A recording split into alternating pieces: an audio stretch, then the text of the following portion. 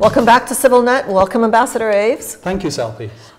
Ambassador, you were here. You're an EU member state. The UK is very active in Armenian European Union processes.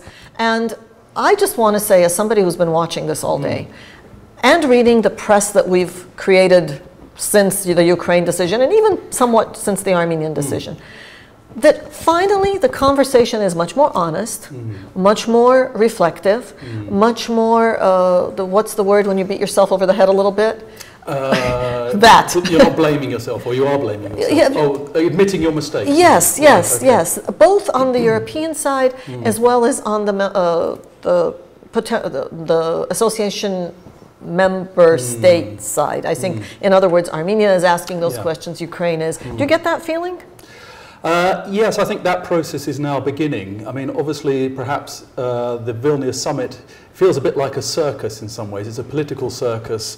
The sort of presentational aspects, the image that is given with the various events is really uppermost in people's minds. And what we really will need to do after this summit is get down to some serious reflection about what we could have done differently and perhaps better.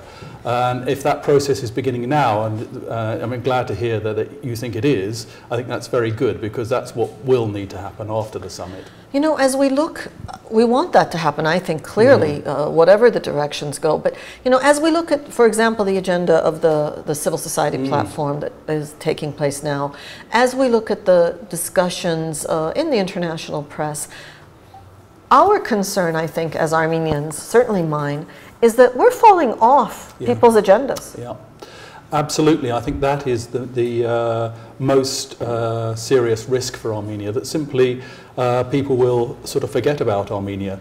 And for me, here as ambassador, it was absolutely fantastic to be ambassador at the time when Armenia was developing this relationship with the EU. I had never had so much interest from my colleagues in London, and from very senior people who for the first time were sort of noticing Armenia in a serious way. They were reading their documents about the EU, and suddenly they found Armenia appearing on the page, and that attracted their interest, and they visited, and we had a string of visitors, ministers and senior officials from the FCO, from our parent department in London over the last year. And they were intrigued and inspired and interested in what was happening and wanted to engage. And I think it held out the prospect of not only of Armenia developing a new and stronger relationship with the EU as an institution, but also with individual member states. What we're going to face in the new year, and this is going to, a challenge for me as ambassador here as well, because, for me here, I want to make a big success of our bilateral relationship, is to get that intention back. You need a relationship there. Exactly. But also we need to, the Armenian government, I think, will have to look at new ways in which it can explain to the European Union what it has to offer, how it wants to engage with the European Union, and really do that in a very active way and set out an attractive programme to the EU as well, from its part, and not really expect just the EU to come to Armenia. What if I were to suggest that perhaps that needs to change, that what the EU has been doing thus far, for obvious reasons, is engaging, interacting with the leadership, and wanting to see what is being done, wanting to see how the EU can help, and doing what Europe does. Yeah. I would like to suggest that perhaps it's time to work not with the government leadership that perhaps either have less room to maneuver or think they have less room to maneuver. And perhaps it's time to work with us, with the public who I think assumed all along that this is where we are and belonged. Is that possible? I think what you will see is a switch in emphasis from the EU towards more engagement with civil society, and perhaps more attempt to do the public relations work that maybe they should have done more of in the run-up to this decision. But nonetheless, without a strong political engagement at the senior level, at the state-to-state level, the state-to-EU level, I think it will not feel as a really very strong relationship, even if there is that engagement with civil society, which is very important. But there will need to be a sort of a new engagement as well at the political level. what does this do to EU or transatlantic relations with Russia? Do we kind of get set aside now, and this will have to be a much more direct, head-on, you know, man-to-man sort of, let's get this cleared up? I mean, the pawns are kind of out of the way now, aren't they? You're right, but I think this is a very uncomfortable sort of place for the EU to be in, because what you're seeing here in some sense is a sort of clash of two completely different ways of looking at the way international politics works. I know for many Armenians, and certainly to most Russians, the idea that these sorts of relationships can be seen as a sort of a win-win situation is just not something that people readily accept. No. Everything has to be in terms of a zero-sum game. And sometimes I guess, and you know, the accusation maybe have some foundation. People say, you know, the EU is being hypocritical when they say this, but deep in the hearts of our of the people who run the EU, and if most Western European and even increasingly, you know, throughout the EU, the sense of these relationships being, you know, win-win situations is growing. And what you've come now is you've seen this come up against a mindset which doesn't really accept that. So whether we see the sort of much more muscular sort of engagement that you're talking about or not is still to be seen, because as I said, I'm not sure the EU is really... Oh, you speak different languages, don't you? Yes, exactly, can engage in that way.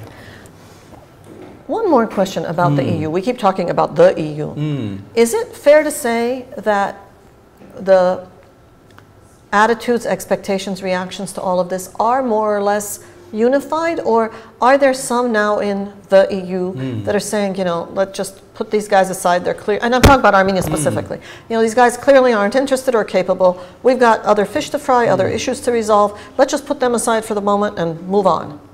There's always been a spectrum of opinion in the EU, and the countries with different agendas. I don't think actually, though, sorry, just to come back to your premise, I don't think there are any countries in the EU who want to ignore the Eastern neighbourhood, and I don't think you'll see any countries in the EU who now move in that direction either.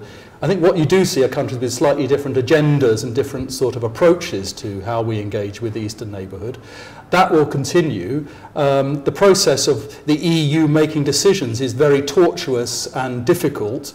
And you know, just to touch on a rather sensitive issue, the whole question of, you know, the negotiation of this possible bilateral declaration has been a sort of an example of that. Sure. But that's the way the EU works. That's its strength, and that's why it's such a, you know, and I think an example of the way that, you know, international cooperation should work. In that, you know, everybody, all the member states of the EU, have their say in these discussions. That makes decision making complicated, but it sort of makes the organisation in a way stronger. Yes, if everybody's playing by the same rules. That's just very difficult to explain to this environment, as you said, where you can't understand how debate and discussion could possibly make it simpler. Do you know if there will be a bilateral declaration? That's still under negotiation, really, and so we'll wait and see. That's how difficult this is, that still in the 11th hour it's not clear. Are there... I mean, things may have changed, but I don't know about. Yeah, my latest information is that's what I understand.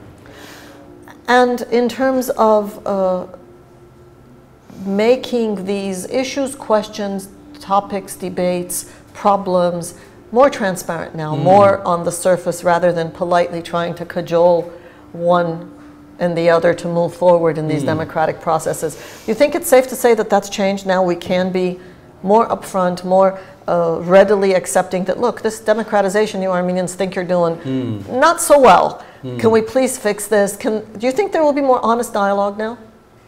Sorry, but could you just be I'm working on a premise, of course. My premise is that thus far the European Union has been very European in its approach to our fitful democratizing. That when we don't do so well, you know, the European Union will say, well, it's okay, you did a little bit better. Is it time maybe to have a more honest discussion that you, civil society, where are you? You, government, what are you doing? Do you think the nature of the discussion will change? I don't expect it to do so. To be honest, I also don't really see the need for it to do so, because I do think that Armenia has made some progress in the recent years, and I think that's to be very much welcomed. I think what I would say is that, you know, what we were talking about with Armenia, if everything had gone well, was still a very early stage in a process. We were only talking about initialing. So this is just a sort of quite symbolic actual event. I mean, important, and a very good sign of political commitment, but actually didn't mean anything very much legally. So this was a very early stage in the process. The next stage that would have occurred after initialing would have become more serious. The level of commitment would have become greater, the conditionality would have become greater, and I think that was the prize that this process offered, so that if we had moved in that direction, perhaps we would have seen a bit more of the sort of thing you're talking about. How we frame that engagement now without that association agreement process is very much up for grabs. And as I said, I think earlier in this conversation, I think once we get past this political circus, hopefully in, I guess it probably now be January, we can get down to some real proper discussion about the framework, the real practical framework, the actual things that we want to achieve in this engagement. I would like to say that I think civil society in Armenia is also kind of awakening and realizing that we all need to be much more active, vocal, and so forth. Does it affect your work when you don't see civil society on the street on September 4th, the way the Ukrainians, for example, are out on the street? Does it affect your work in trying to convince London, wait, don't give up hope on these people, they're really serious? Yeah, I think it would have been good to have had perhaps a clearer signal from the Armenian public that that's what the direction they wanted to move in. But I think also there is actually a very clear understanding of some of the constraints that Armenia faces. So if you come to that discussion, come to that sort of basic, what does Armenia feel about this situation? What I've been saying to my headquarters is that, my sense is that most Armenians are probably not very filled with a great deal of joy at what's happened, but on the other hand, they probably feel quite fatalistic about the situation. Yeah. They realize and understand that Armenia has quite limited choices. And I don't think that understanding is confined either to Armenians. I think quite a lot of people in London and other European capitals also understand that as well. Is that now a little bit easier to explain to headquarters after Ukraine fell? Is the pressure off of us a little bit, somehow a little more understood? Armenia's off the naughty seat. Yes. Right? Yeah, and now we have to worry about Ukraine. Although to be fair, Ukraine left the door open, right? Yes, they did. They haven't said that they are going to join the customs union. They haven't talked about, they've still set out the possibility of somewhere later on taking up the association agreement process again. I don't know how realistic that is. I wouldn't like to venture an opinion on that, because some of these things involve technicalities and legal issues which I don't really understand very well. The other thing that is scary, which is the continuation of what you're saying, and Commissioner Füle kind of made that clear in his pre-September 3 visit, when he said, next year we've got the transatlantic free trade agreement discussions, there's talk with China, we're going to be busy. Yeah. We are going to be busy. And this is why I said I think it's really important that Armenia and the Armenian government, as well as Armenian society, and I do take your point about the need for a civil society to be active and vocal and to some extent, as far as possible, do its part in trying to convey what Armenia wants to get out of this relationship. But I also would hope that the Armenian government as well will also set out very clearly what it wants to achieve from the relationship, what it can offer to some extent. And I don't mean that's in terms of, some sort of benefit, but in terms of a real productive engagement. If it can set out that agenda in a clear and attractive way, I think they will find a response from the European Union and from European member states, but it will require the Armenian government to be quite proactive. And Armenian civil society. And Armenian civil society. Well, that's a pretty good message to end on. Thank you, Ambassador Jonathan Aves of the United Kingdom. Pleasure as always. Thank you very much. Thank you. Thank you for joining us today. Tomorrow we intend to continue our coverage.